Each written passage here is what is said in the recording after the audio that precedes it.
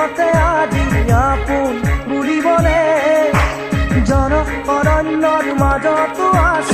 অকলশৰে কোনো নাই তোৰ কাষতে আজি আপোন বুলিবলে জন অৰণ্যৰ মাজতো আছ অকলশৰে নাই